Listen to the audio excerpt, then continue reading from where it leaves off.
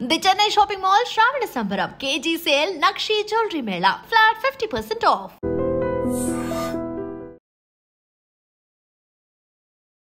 Welcome to iDream. నా పేరు లుంబిని. ఇండియాలోనే one of the leading top most and famous neurosurgeon doctor Ranganatham గారు మనతో పాటు ఉన్నారు. ఆయనతో మాట్లాడదాం. సార్ నమస్కారం సార్, ఎలా ఉన్నారు?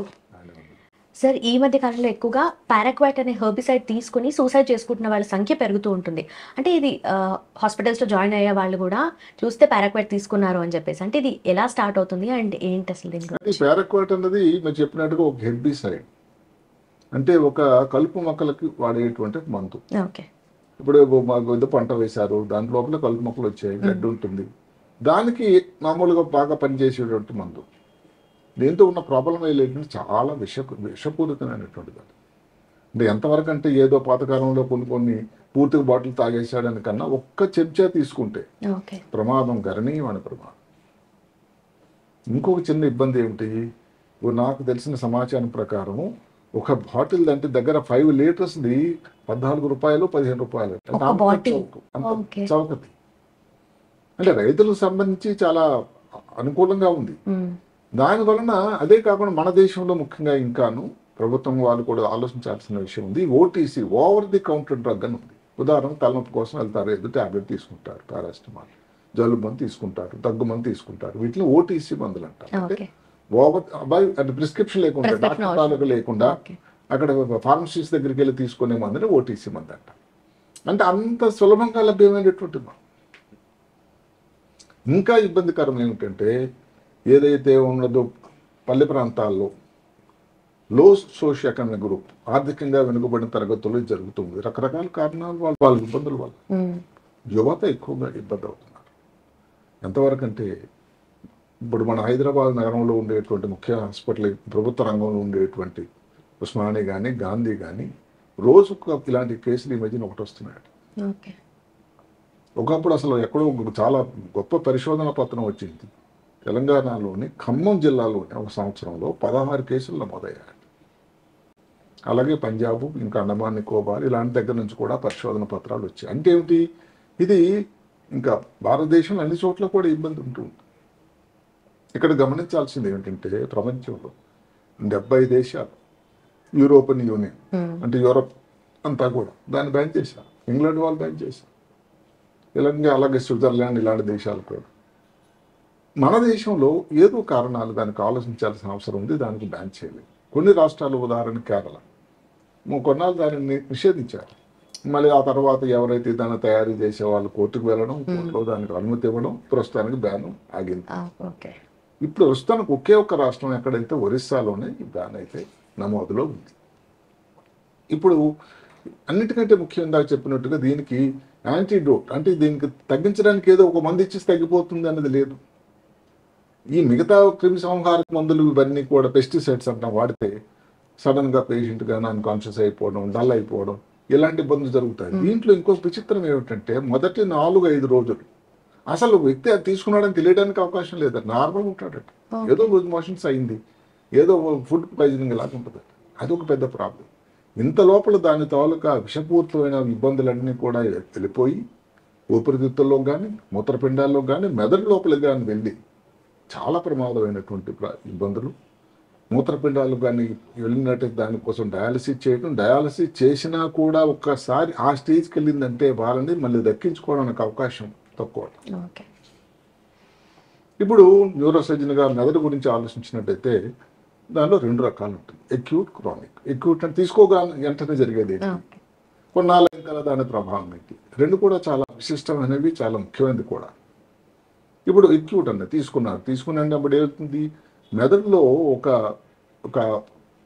ప్రాంతం ఉంటుంది, అంటే ఒక రక్షణ కవచం అనుకోండి. ఆయన సృష్టికర్త తమర్చాడు, దాని పేరు బ్లడ్ బ్రెయిన్ బ్యారియర్. అంటే మెదడు లోపలే అది కనబడదు నిజానికి, ఏదో గ్రేట్ వాల్ ఆఫ్ చైనా లాగా ఉంటుంది అది, కానీ ఒక పెద్ద సెక్యూరిటీ గార్డ్.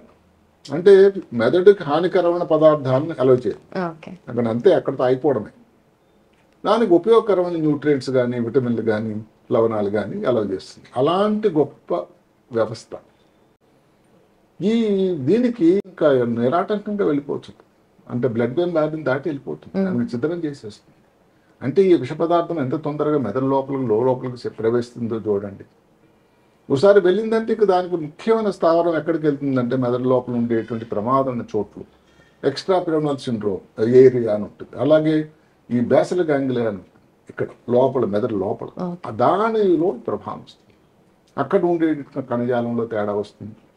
వ్యక్తికి చూసుకున్నట్టయితే కూడా నిద్రపోతూ ఉంటాడు, లేకపోతే ఏదో డిస్ఫోరియా అంటారు ఆంగ్లంలో, ఏంటి ఏదో అసౌకర్యం బాగలేదు అని ఒక ఫీలింగ్ వస్తుంది.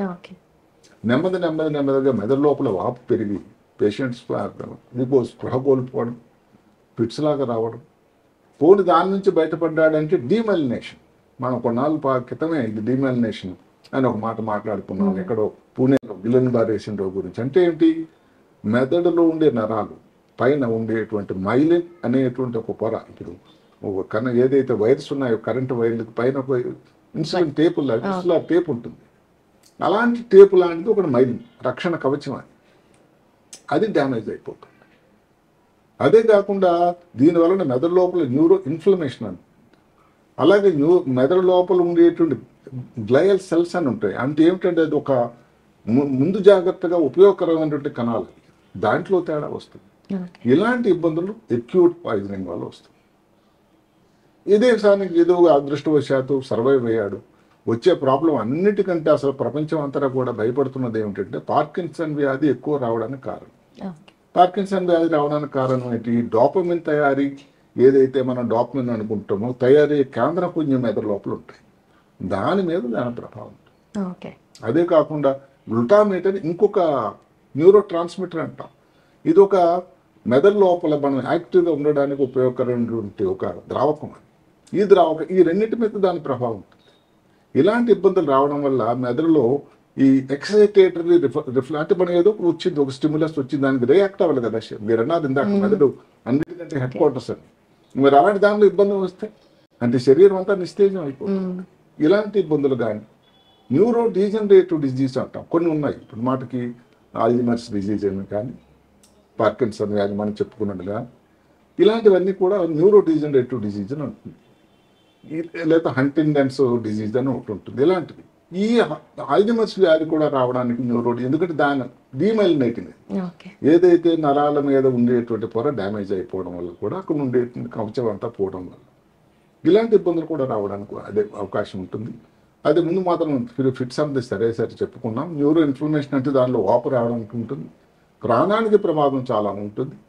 ఒకవేళ కానీ అదృష్టవశాత్తు కానీ సర్వైవ్ అయినా కూడా ఈ న్యూరో డీజనరేటివ్ డిజీజ్ కానీ లేకపోతే ఇలాంటి పార్కిన్సన్ వ్యాధి కానీ వచ్చేటువంటి అవకాశం చాలా చాలా హెచ్చుగా ఉంది.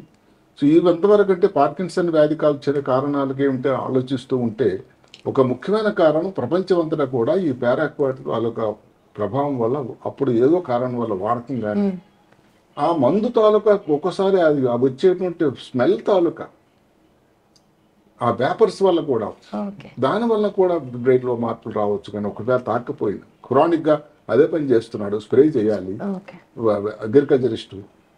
సో అలాంటప్పుడు కూడా వచ్చేదానికి ఆస్కారం అయితే ఉంది. ఎవరికైతే ఒక అగ్రికల్చర్ ఏదైతే వ్యవసాయం చేసుకునే వ్యవసాయదారుడికి కానీ ఇలాంటి ఇబ్బందులు లక్షణాలు వచ్చి ఏదో చేయవనుకోడు కానీ ఇబ్బంది కానీ ఉంటే ఈ మందు వల్ల అవచ్చనే అవకాశం కూడా ఒకటి ఉంది. స్ప్రే చేసేటప్పుడు వాళ్ళు కూడా జాగ్రత్తలు తీసుకోవాలి. స్ప్రే చేసిన మామూలు కట్టుకుంటారు, కానీ ఈ పార్కిన్సన్ వ్యాధి మిగతా వాటిలో రాదు. ఈ వ్యాధికి ముఖ్యంగా ఎందుకంటే డోపమినర్జిక్ న్యూరాన్స్ అని ఏవైతే బ్రెయిన్లో ఉంటాయో దానిలో మందు తాలూకా ప్రమాదం ఉంది. కాబట్టి పార్కిన్సన్ వ్యాధి రావడానికి చాలా చాలా ముఖ్యమైన కారణం పారాక్వాటిక్. సో దీనికి ప్రభుత్వం వాళ్ళు కూడా ఎందుకంటే మిగతా ప్రపంచంలో 70 దేశాలుగా నిషేధించినప్పుడు ఇది ఒక పెద్ద పబ్లిక్ హెల్త్ సమస్య, అంటే ప్రజా ఆరోగ్య సమస్య అయిపోయింది. ఇప్పుడు దాన్ని ఉండగా ఇంకా ఎక్కడికి వెళ్ళి అది ఒక ఓవర్ ది కౌంటర్ డ్రగ్ తీసుకొని వచ్చేస్తే ఎంత ప్రమాదం అండి. సో దానికి కొన్ని కట్టుబాట్లు చేయాల్సిన అవసరం వచ్చిందని అనుకుంటున్నా. అంత చీప్ మందు లేదు కాబట్టి వ్యవసాయదారులకు అందుబాటులో లేకుండా పూర్తిగా బ్యాన్ చేయడం అన్నది విషయం చాలా లోతైన పరిశోధన చేయాల్సిన అవసరం ఉన్నా కూడా దానికి ఇంకేదైనా యాంటీడోట్ కనిపెట్టాల్సినటువంటి దానికి ఇంకా ప్రత్యామ్నాయం కనుకొట్టేటువంటి ఒక ఆలోచన కూడా ప్రభుత్వం చేయాల్సి ఉంటుంది. ప్రజలకు అవగాహన కల్పించాలి. పారాక్వాట్ అనేది వాడకం ప్రమాదం అయింది, సిగరెట్ స్మోకింగ్ ఎలాగో, లేకపోతే జంక్ ఫుడ్ తీసుకున్నట్టయితే ఊబకాయం వస్తుంది, లేకపోతే ఒబిసిటీ అనేది ఒక డిజీజ్ అని ఈ మధ్య కాలంలో చాలా చాలా హోర్డింగ్స్ వస్తున్నాయి. ముఖ్యంగా ఎక్కడెక్కడైతే ఈ ప్రాంతంలో ఎక్కువ ఈ సూసైడ్స్, ఆత్మహత్యలు ఇలాంటివి ఉన్నాయో, ఎక్కడైతే వ్యవసాయ క్షేత్రాలు ఉన్నాయో అలాంటి దగ్గరలో ఇలాంటివి పెట్టడం చాలా చాలా అవసరం. అంటే అన్ని విధాలు కూడా ఇది ఒక ప్రమాదకరమైన ఇబ్బంది అని ప్రభుత్వం వారు గమనించి దానికి ఇంకేదైనా ప్రత్యామ్నాయం అంటే కొంతమంది ఇంకా చెప్తారు దాన్ని ఖర్చు కానీ పెంచినట్టయితే ఇంత ఈజీగా అందుబాటులో ఉండకూడదు కదా అని. అయితే మామూలుగా ఏ రోజు ఇలాంటి వాటికి వాడకుండా వ్యవసాయం కోసం వాడేవారి వ్యవసాయదారులకి అది మరి కష్టంలో అవుతుంది కదా. కాబట్టి అంత సింపుల్ అడ్వైజ్ అది కాకపోయినా కానీ డెఫినెట్గా చాలా కట్టుబాట్లు అయితే అవసరం. దానికి చాలా ఇంకా పరిశోధన చేయాల్సి ఉంటుంది. దానికి ఇంకేదైనా ప్రత్యామ్నాయం ఇంత విషపూరితం కాని పదార్థం ఏదైతే హెర్బిసైడ్ కనుక ఉండేటట్టయితే రెండు విధాలు కూడా ఉపయోగపడుతుందని ఆలోచన. ఇటు రెగ్యులేట్ చేయాలి, అటు వాళ్ళకి అందుబాటులోకి ఉండేలాగా చూసుకోవాలి. భారతదేశం వ్యవసాయ దేశం.